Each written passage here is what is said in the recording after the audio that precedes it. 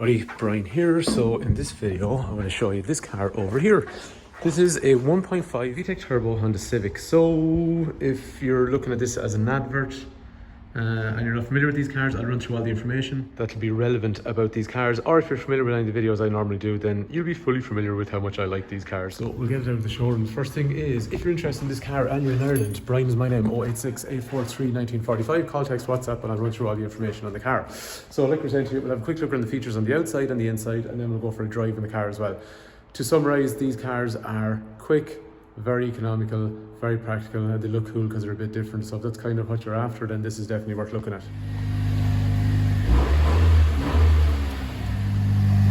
One of the things I really like about these cars is now we're inside, so it's going to sound like the exhaust is a little bit louder, but there's a bit of a hum off it. But once you get outside, like, it doesn't drone. It's not those things that, you know, people are going to be staring at because it's noisy. But it's like, you know, it's not like a normal car. So when you start it, sounds like there's a little bit of grunt in the car, and that's what I like because it's so lost. And like all the modern cars coming out now and electric and all that stuff, that day is gone. Like, so this is the last manual for Europe. This is the last manual Honda Civic. This version was the last manual Honda Civic that was made for Europe, and this was the last kind of quick one without being a Type R. Reasonable running costs, but it's still exciting to drive. Anyway, now that it's even out of the showroom, let's have a look around some of the features on the outside. So on these 1.5s, they always have these nice LED lights, so LED fog lights, LED headlights up here, and, you know, probably showing my age here, but I remember like older cars years ago, a prestige car always had light washers. Some people mightn't care about that, but in my opinion it just made it look more upmarket, and obviously it's functional as well. So like we're saying, big LEDs along here, LED big parker down through there. Fair enough, that LED parker standard, and that's also a daytime runner, but nice LED full and dip lights. So there's actually really good light out of them as well.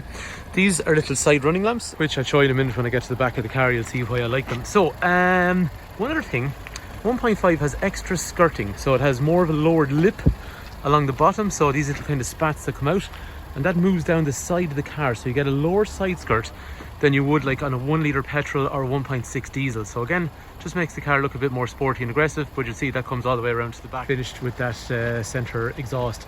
Like we said, the exhaust makes a little bit of noise. It's not too loud, but there's a hum, so you know you're in a car that's just got a little bit more power than normal car. And like, I mean, the thing about these cars is, I think they're cool looking. They're cool looking because they're different than Focuses and Golfs and all that kind of stuff.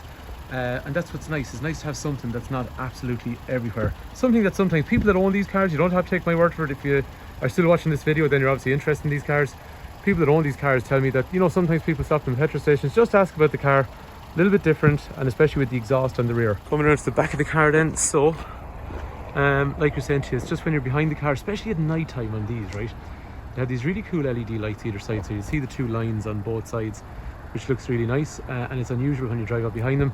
Obviously, you'll always know 1.5 like this because it has that sporty rear exhaust. And even like, I'm so dumb, I actually just like the fact that on a morning like this morning, there's some condensation coming out of the exhaust, because we're starting to live in a world with fake exhausts, so at least this one's real. Over here, there's these little side running lamps I talked about. I find at night time, if you're driving behind one of these on a motorway, a little bit to the left or a little bit to the right or whatever, it just kind of catches your eye and it makes the car look a bit wider than a normal car.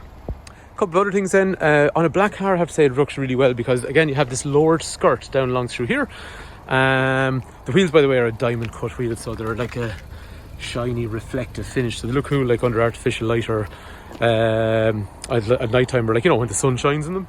This particular car then is a one owner car from new. We sold the car originally, and it actually has a full service history. The lady that had it, her family was expanding. She wanted more of an SUV style car this time around, and she was genuinely disappointed getting rid of this car, kind of vowing that whenever the kids grow up, she'll get something nice for herself again afterwards. Okay, so the spoiler up here and the spoiler up here, they look cool.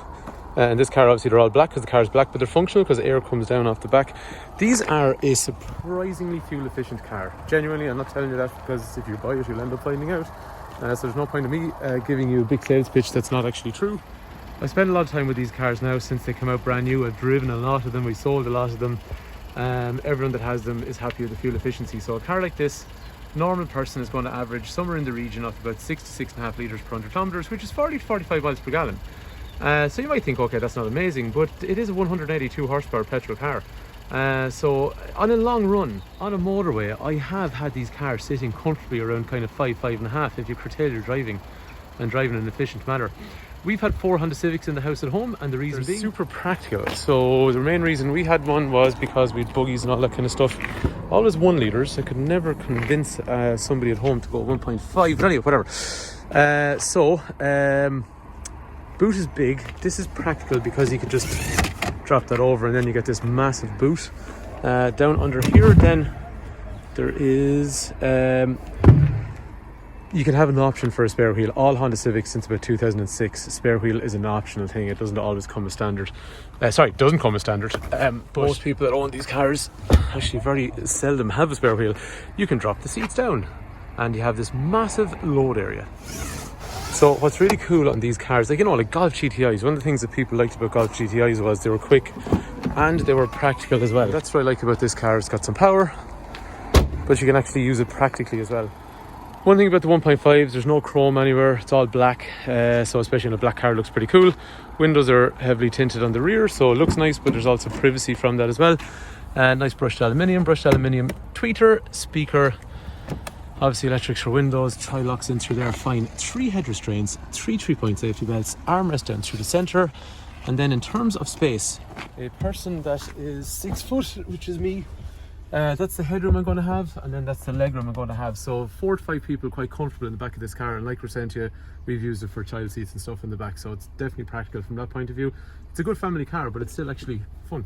So sitting in the car, electrics for windows and mirrors, things like headlight washing, height of the lights, parking sensors on or off. So the car will have parking sensors front and rear, and then it's going to have a big reverse camera with different kind of modes and that kind of stuff as well.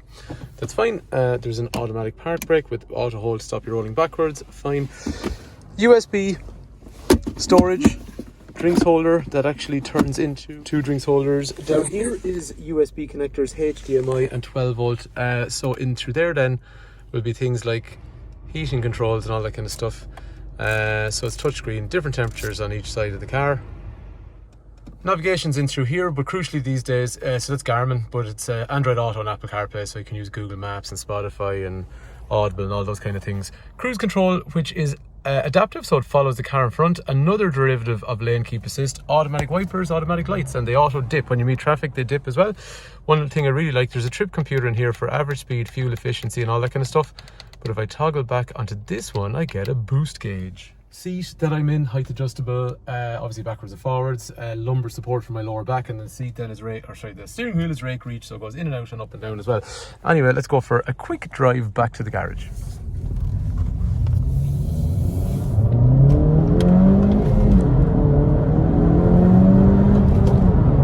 For me in the car, driving pleasure has to be a big part of it if I'm going to own it. So a responsive engine's fun. A nice gearbox is fun. The way it sits wide on the road is nice and makes I suppose more confident when you're driving it.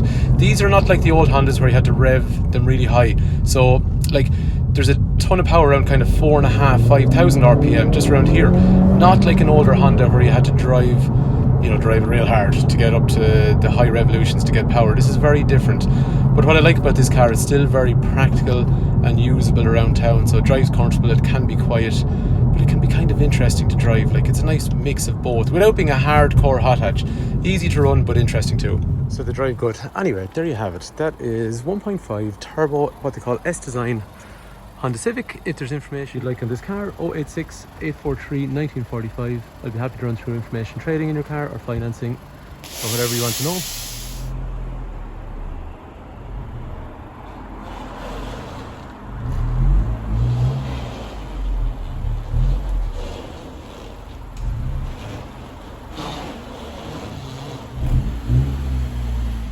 So hopefully the video has been useful. Thanks for taking time to watch.